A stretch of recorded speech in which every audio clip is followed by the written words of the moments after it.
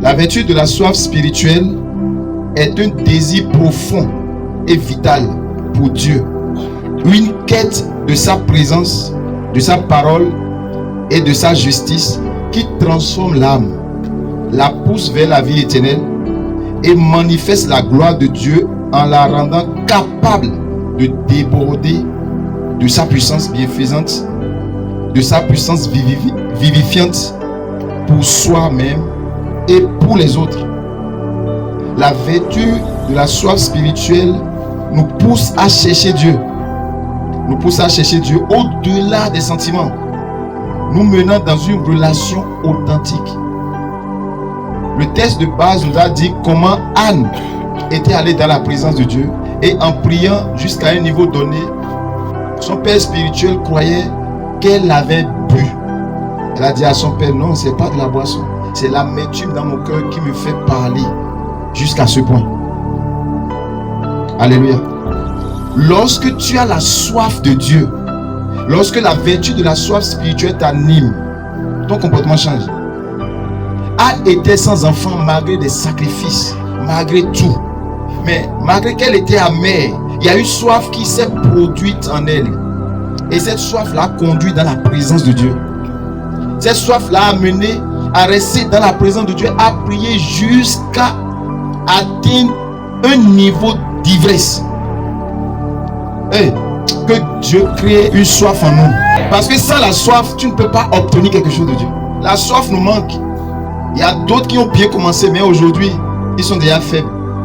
Parce que ce qu'ils attendaient, ils n'ont pas vu. Ouais, donc la soif a conduit Anne à prier pendant des heures. Si vous ne canalisez pas votre soif spirituelle, ce serait difficile de réaliser et d'accomplir votre destinée prophétique. Alléluia. Parce que la vertu de la soif spirituelle nous aide à accomplir notre destinée et à porter les fardeaux de Dieu. Sans la soif spirituelle, tu ne peux rien faire. Anne avait soif d'une seule chose, c'est qu'elle doit quitter l'étape de la stérilité pour avoir un enfant. Quelle est ta soif ce soir? Alléluia. Quelle est ta soif? Si ta soif n'est pas la soif de Dieu, toute soif que tu as en dehors de la soif de Dieu te conduit à la mort. Et tu n'auras pas satisfaction. Ou la satisfaction que tu auras sera à court terme. Regardez Anne, c'est à partir de cette soif d'avoir aussi enfant. Parce que elle a lu la parole, elle dit non mais je suis une femme. Et la stérilité n'est pas dans la maison de Dieu. Elle a dit à Dieu, si jamais tu me donnes un enfant mâle, je te promets que le rasoir ne va pas passer sur sa tête. Et je vais te consacrer l'enfant là. Et quand Anne a parlé ainsi, l'odeur qui est montée vers Dieu était une odeur agréable, qui a poussé Dieu à toucher son oint, qui est le sacrificateur Élie, à parler dans la vie de Anne. Et dit à Anne, si c'est cette soif d'avoir enfant pour glorifier le nom de Dieu, pour donner à Dieu un nom, pour que l'armée de Dieu ne se teigne point, pour que la justice de Dieu continue par s'exercer sur la terre. Si c'est à cause de cette soif que tu pleures jusqu'à aller dans un état d'ivresse, alors l'année prochaine à la même heure, tu auras ton enfant. Quand on regarde certaines personnes, on n'a pas envie de les apporter d'aide. Toi qui as ton fardeau, tu ne te lèves pas, on ne sent pas une soif de réussir en toi. Et tu veux laisser ton fardeau sur d'autres personnes. Ça ne marche pas comme ça. C'est parce que Dieu t'a donné un bon père spirituel là, que tu vas laisser ta destinée prophétique dans tes mains. La destinée prophétique s'accouche seule. Laisse-moi te dire que si la soif de la présence de Dieu t'anime ce soir, tu vas descendre avec un miracle que tu n'as jamais reçu. Nous montons avec des fausses motivations sur la montagne. Voilà pourquoi nous descendons sans rien recevoir. Ou même quand Dieu nous exauce, on ne sait même pas. Quelle est ta soif? Quelle est ta motivation qui t'amène chaque fois sur la montagne? Quelle est la soif qui m'amène à garder le micro à parler? Je me rappelle, il y avait une grande soif qui m'a animé. Moi-même, je ne savais pas. Parce que la soif là, elle est spirituelle. C'est une épreuve spirituelle qui te permet d'approfondir ta relation avec Dieu. Amen. Tant qu'il S'il n'y a pas la soif de Dieu en toi, tu ne peux pas accoucher la grossesse spirituelle qui est en toi. Beaucoup ont découvert leur destinée, mais faute de soif, ils n'accomplissent pas.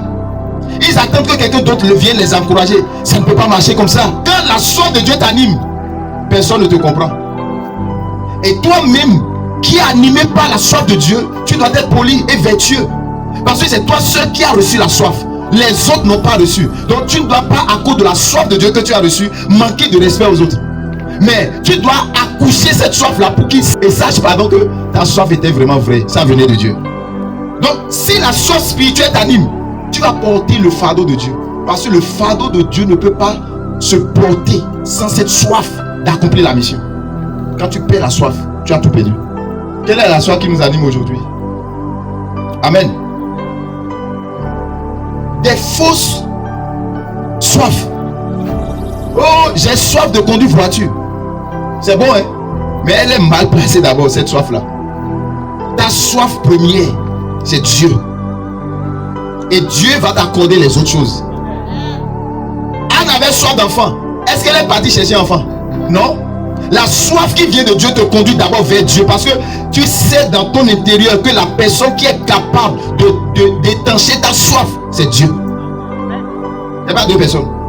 Et si tu montes avec ta maladie, en n'ayant pas la soif que Dieu va te guérir au travers de son serviteur, tu redescends tel que tu es venu.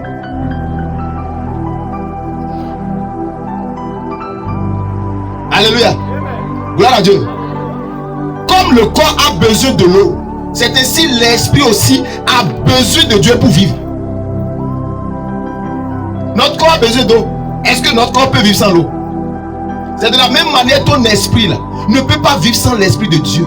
Voilà pourquoi la Bible nous dit que l'esprit de Dieu témoigne à mon esprit que je suis enfant de Dieu. Quelle est la soif qui nous anime aujourd'hui en tant qu'enfant de Dieu?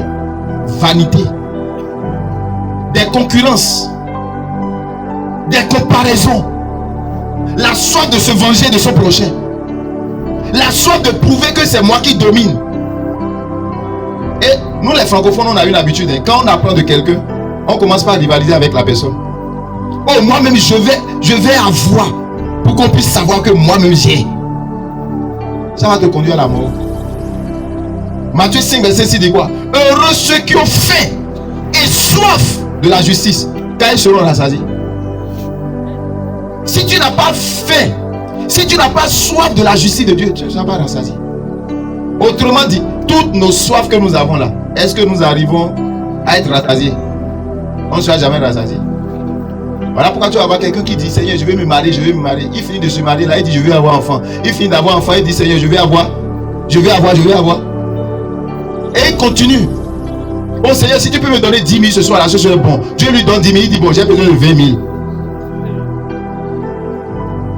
Il trouve 20 000, il dit non, ma condition là, c'est pas bon, je vais 100 millions. Dieu l'amène dans 100 millions, il dit non Seigneur, 1 milliard. L'homme est un éternel et satisfait. Gloire à Dieu. La seule personne qui va satisfaire ton âme, ton esprit, c'est Dieu. Voilà pourquoi la soif spirituelle de Dieu doit t'amener toujours dans un désir profond et vital à la recherche de la présence de Dieu. Parce que tu sais que dans cette présence-là, tu vas sortir avec un bon résultat. Dans cette présence, tu sortiras avec la ressemblance et l'image de Dieu. Très rare de personnes aujourd'hui ont soif de Dieu, ont soif de la présence de Dieu. Or sans lui, nous ne pouvons rien. Le diable déroute notre soif, nous fait croire que ce dont nous avons réellement besoin là, c'est la voiture, c'est la maison, c'est les voyages, c'est les passeports, c'est le mariage, c'est les enfants, c'est l'argent. Et il nous conduit dans des soifs pour nous piéger, pour piéger nos âmes et emprisonner nos âmes et faire mourir nos âmes. C'est pas qu'il ne veut pas te donner maison dont tu as besoin, la vie de luxe que tu as besoin. Non, Dieu veut te le donner. Mais à cause de notre état spirituel qui n'est pas en harmonie avec lui là, s'il nous donne, nous risquons de mourir. Et la belle preuve, ceux qui sont sans Dieu, quand ils reçoivent, après ils perdent. Alléluia. Je dis, quand quelqu'un a la soif, il est déterminé, il est discipliné. Personne ne lui rappelle son alliance. Personne ne lui rappelle les heures de prière qu'il a avec son Dieu. La soif va t'amener à accoucher ta grossesse spirituelle. La vertu de la soif. Quand tu as la soif de Dieu, tu ne mets plus ton fardeau sur les gens. C'est à cause de telle personne, c'est à cause de telle personne. Tu es né à cause des gens ou tu vis pour les gens? Alléluia. La vertu de la soif spirituelle. Si tu vois un enfant de Dieu qui désobéit tous les jours, qui fait ce qui lui plaît, il faut savoir que le diable a étouffé sa soif. Et il vit pour le diable. Toute personne qui n'est plus assoiffée de Dieu est assoiffée du diable. Soit tu vis pour être assoiffé de Dieu, ou tu vis pour être assoiffé du diable. Amen. Donc, la vertu de la soif t'amène à suivre les instructions de Dieu à la lettre. Parce que tu sais que ta vie et ta réussite dépend de l'obéissance. Amen. Regardez les gens qui ont soif. Quand la soif t'anime, quel obstacle qui peut venir sur ton chemin? L'obstacle n'existe plus. Si tu vois quelqu'un qui dit j'ai prié, je suis fatigué de prier, il faut savoir que le diable est en train de teindre la soif spirituelle de Dieu en lui.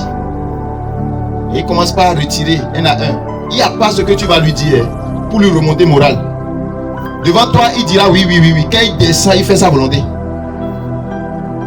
Et regardez cette soif de Anne l'a conduit dans la présence jusqu'à ce que Anne a eu le dernier mot venant de Dieu.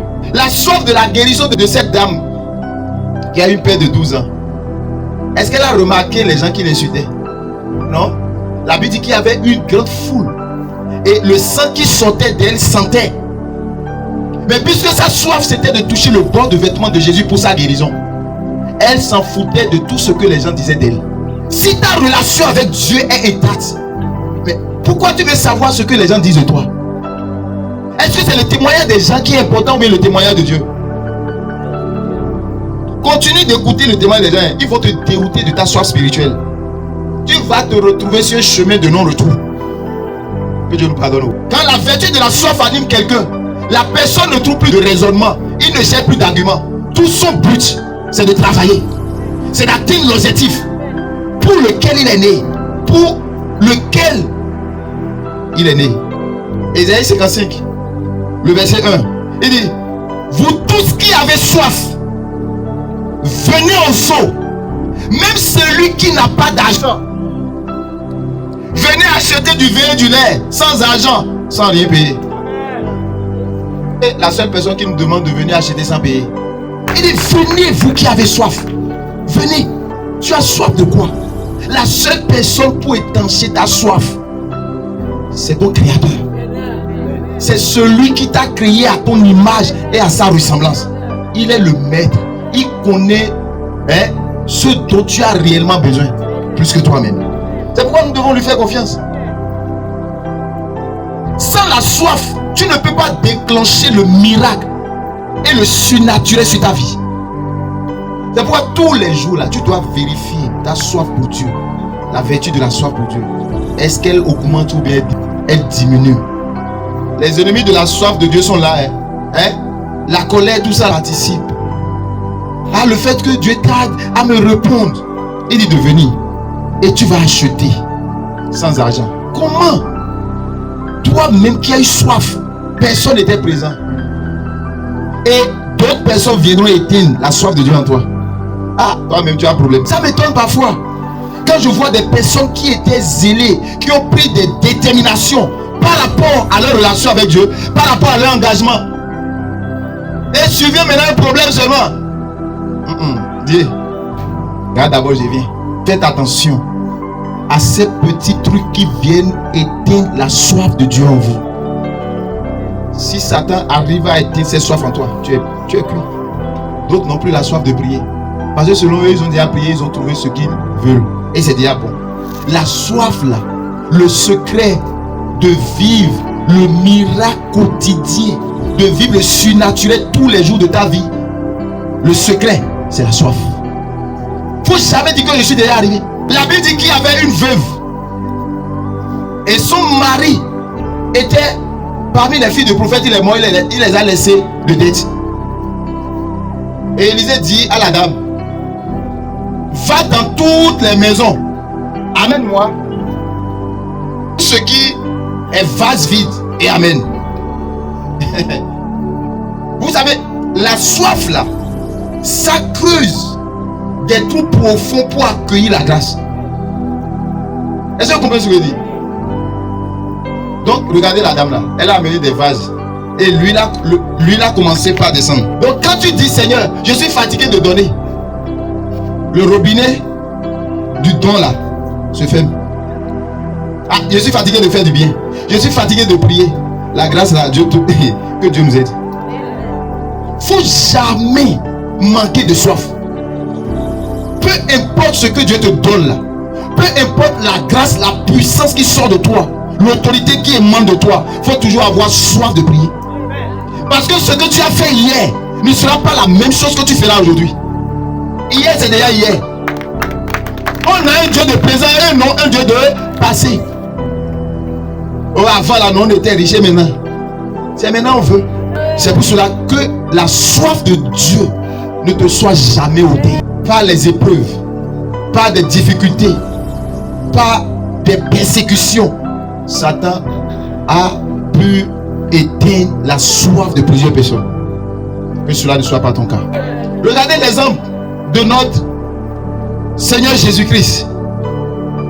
Qu'est-ce qui a amené Jésus à aller à la croix? C'est la soif de nous sauver. La soif de nous voir au dernier jour avec lui au paradis.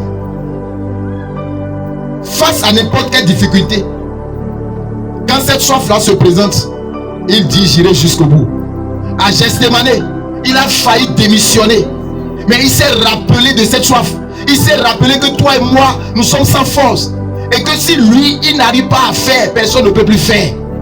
Et nous serons d'office condamnés à la mort éternelle. Il dit non, il faut que je me reprenne encore. Sa sueur est devenue des grumeaux de sang. Il dit Seigneur, non, je ferai comme ta volonté. Quand la soif est là, tu es déterminé. Quand la soif est là, tu ne sens pas qu'on te critique. Quand la soif est là, tu surpasses et tu domines toutes choses. La soif t'amène à porter Dieu. La vertu de la soif t'amène à porter Dieu. Parce que tellement tu vas dépendre de lui que tu finiras par parler comme Dieu, agir comme Dieu, marcher comme Dieu. Plusieurs d'entre nous ne sommes plus assoiffés de Dieu. Nous sommes assoiffés seulement des miracles qu'il fait. Entre le miracle et le porteur de miracle, tu choisis quoi? Choisis le porteur de miracle. Mais pour atteindre le porteur de miracle, il faut que tu aies la soif d'être à l'exemple de Dieu, de ressembler à Jésus, d'être imitateur de Christ. Les gens n'ont plus soif de ça. On a soif d'avoir l'argent comme les monnaies. Gloire à Dieu. Et c'est ce qui nous tue. On finit par rentrer dans les pièges. Dites-moi, avec la soif spirituelle que Jésus avait, qu'est-ce qu'il a arrêté? Aucune chose. Il est allé jusqu'à la croix pour toi et moi. Il a supporté des coups.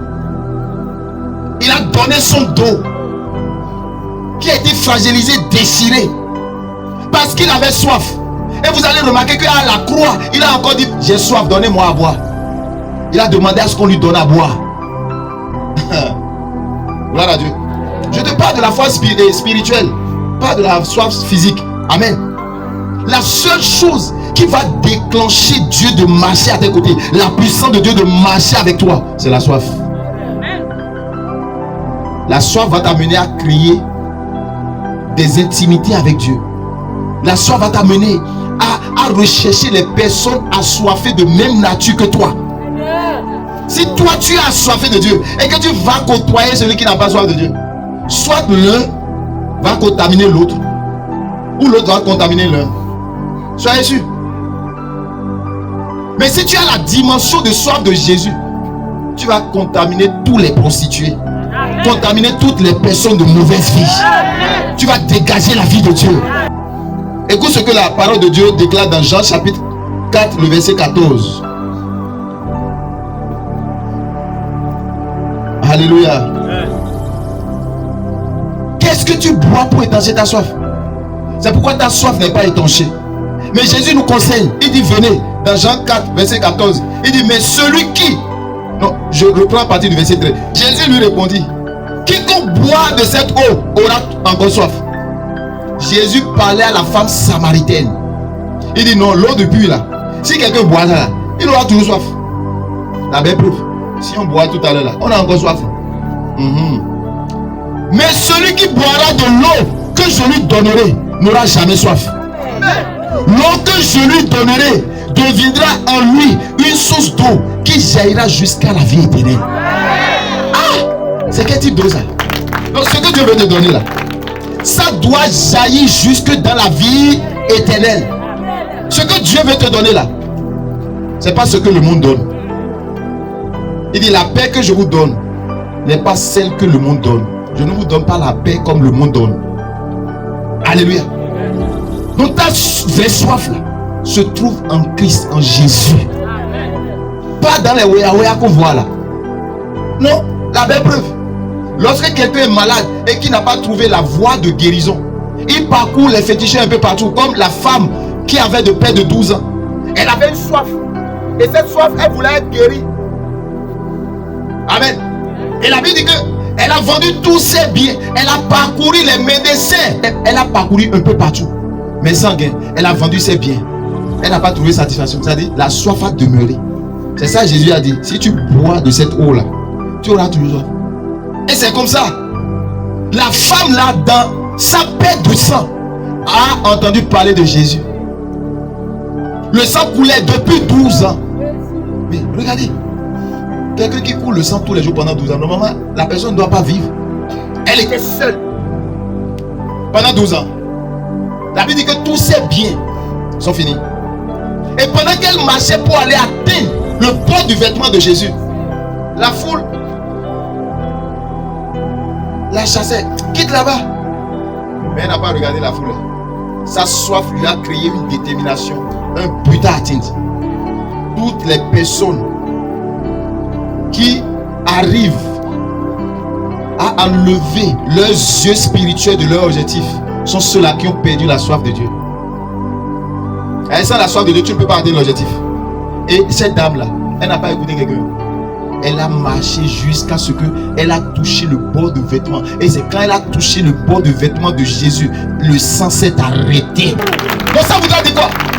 Tant que la soif qui t'anime de recevoir de Dieu n'a pas encore été répondue ou résolue, tu ne dois pas abandonner. Il dit, si tu bois de mon eau, plusieurs personnes, nous refusons de prendre l'eau de Jésus. La parole, l'eau est le symbole de la parole. Quand tu prends vraiment la parole de Dieu, tu n'auras plus jamais soif. C'est la seule parole que Dieu a envoyée dans ta vie là. C'est cette parole là qui va bénir ta génération. Il a dit à Abraham, je rendrai ton nom grand. La seule parole que Abraham a reçue. Il dit, quiconque te maudit sera maudit. C'est cette même parole qu'on reçoit jusqu'à aujourd'hui. Cette parole n'a pas encore fini de travailler. Parce que Dieu dit que si sa parole est envoyée sur la terre là, elle ne fait pas ce pourquoi elle est descendue, elle ne retourne pas vers lui. Donc la parole que Dieu a dit sur Abraham continue de travailler jusqu'à ce que moi je suis là à garder le micro. Et après moi on va continuer par travailler. Donc c'est pour cela frère, tu dois rechercher une seule parole de la présence de Dieu pour ta vie. La seule chose qui maintient le miracle, c'est la parole que tu as reçue. La parole te protège. La parole fait tout. La vertu de la parole, elle est tellement puissante.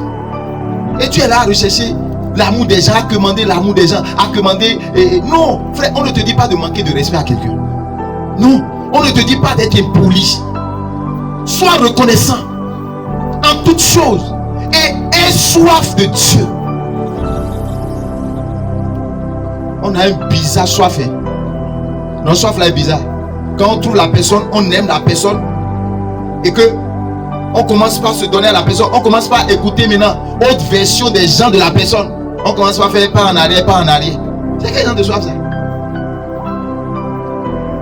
Est-ce que toi tu es bon? Malgré nos fautes là, est-ce que Jésus a quitté derrière nous? Jean chapitre 7, le verset 37. Le dernier jour, le grand jour de la fête, Jésus se tenant debout s'écria, si quelqu'un a soif, qu'il vienne à moi et qu'il boive. Mais Si tu as vraiment soif, vers qui tu dois aller? Jésus, pas vers un homme. Toutes les fois où on a soif de quelque chose et on s'en va vers les hommes, on est déçu. Que ta soif, on reconnaît la soif spirituelle qui anime quelqu'un à travers le comportement de la personne, à travers la manière dont la personne se dirige vers Dieu et non vers les hommes. Parce que celui qui a mis cette soif en toi, c'est pas un homme. Le désir ardent d'aider tes prochains là, c'est pas un homme qui a mis en toi, c'est Dieu qui a mis. Le désir de la libéralité que tu as là, c'est Dieu qui a mis en toi. Et tu dois aller vers Dieu, il te donnera les stratégies, la solution qu'il faut. Je continue. Il dit, celui qui croit en moi, les fleuves d'eau vive couleront de son sein, comme dit l'Écriture. Parce que tu crois en lui. Il dit, les fleuves d'eau vive vont couler de toi jusque dans la vie éternelle. Quelle est ta soif ce soir? La soif de te venger? La soif de prouver que ton Dieu est grand plus que les autres? La soif de voir les sorciers de ta famille mourir? C'est cette soif qui t'amène à la prière, non? Tu seras étonné de voir les sorciers durer plus que toi. Amen, amen. Heureux ceux qui ont faim et soif de la justice, ils seront rassasiés. Parce que Dieu n'est pas injuste. Psaume 63, le verset 2. Oh Dieu, tu es mon Dieu et je te cherche. Mon âme a soif de toi. Mon corps soupire après toi. Dans une terre aride, desséchée sans eau. La soif engendre les problèmes que nous avons, soit le bonheur que nous avons. C'est à partir de notre soif là que nous voyons des problèmes. Si j'ai soif d'aller prendre la femme d'autrui, c'est Satan qui m'a conduit. J'aurai problème. Ou bien, si j'ai soif de prier pour les malades, la puissance de Dieu va se manifester. Quelle est la soif qui nous anime? La soif d'accomplir notre mission sur la terre, d'être agréable à Dieu ou de faire notre propre volonté. Sachez que la soif est déclencheur de miracles surnaturels selon la manière dont tu as appris. Amen. Ouais, Anne est sortie de la présence de Dieu avec cette parole-là. Va l'année prochaine à la même époque, tu auras enfant. Et Anne a eu enfant.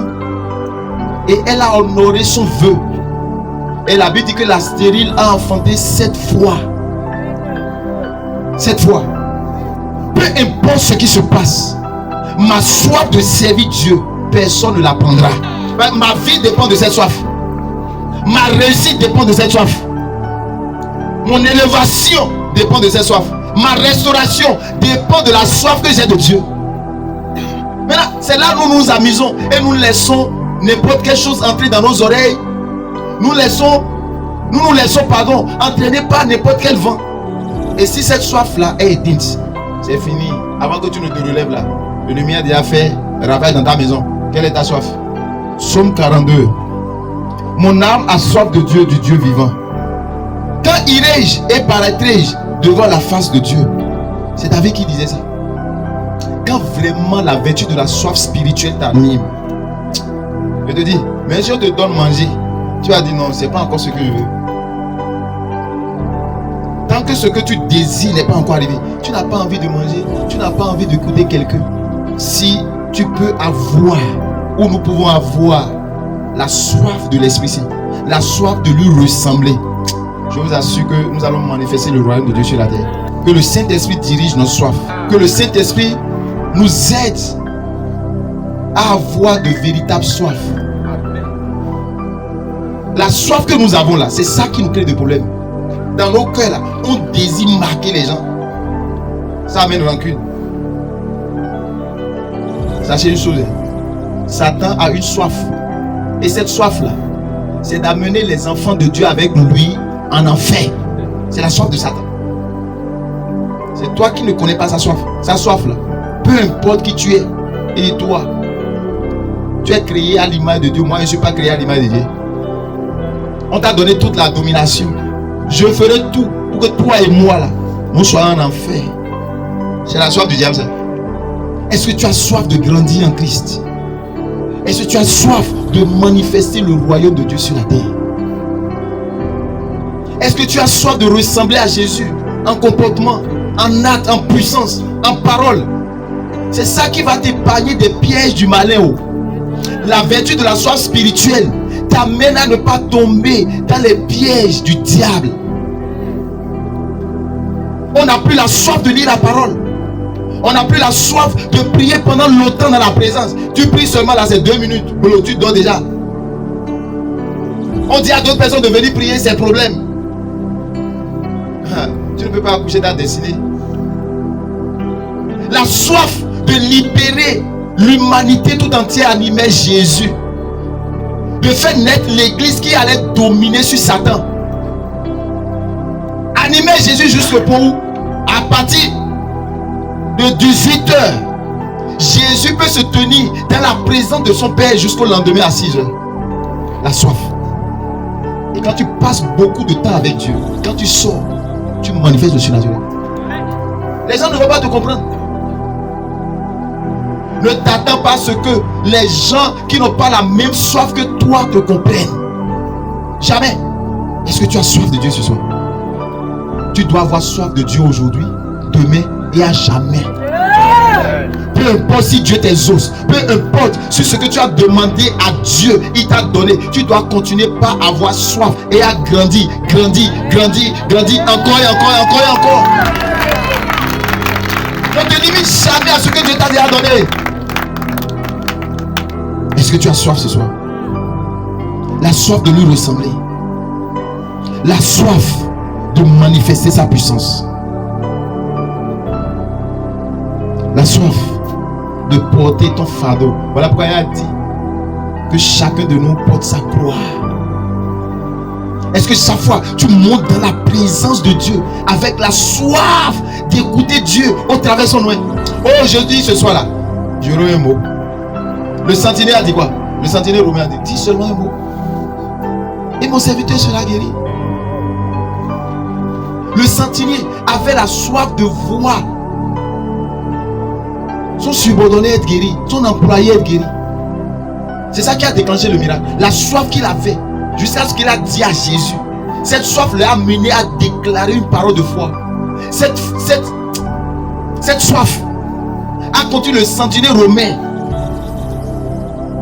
à répandre une bonne odeur spirituelle qui a obligé Jésus à dire, va, il est déjà guéri. Amen. Regarde Corneille, c'est la soif de voir Dieu qui l'a amené à être pur, à prier continuellement Dieu, à faire des aumônes. La soif. Quand tu vois des assoiffés, on sent, ils sont déterminés. Les soldats, quand ils tombent, ils se relèvent. Ils n'accusent personne. Ils prennent leurs responsabilités. Ils endossent tout, ils encaissent tout. Parce qu'ils savent l'objectif qui s'est fixé. Rien ne les décourage. Si tu n'es pas assoiffé, tu vas perdre le paradis. Je dis bien, si tu n'es pas assoiffé, tu vas perdre le paradis. J'ai dit, ceux-là qui persévéreront jusqu'à la fin seront sauvés. C'est les assoiffés qui seront sauvés. Parce que quand tu vois la manière dont tu vas guérir plusieurs personnes, la manière dont plusieurs vies dépendent de toi, tu ne te donnes plus les raisons de te décourager, les raisons d'écouter tout le monde. Tu ne te donnes plus le droit d'écouter tout le monde. Tu ne fais que rechercher les mêmes assoiffés que toi. Est-ce que tu es assoiffé? Assoiffé. Quand tu es assoiffé, la différence descend. La distinction va apparaître.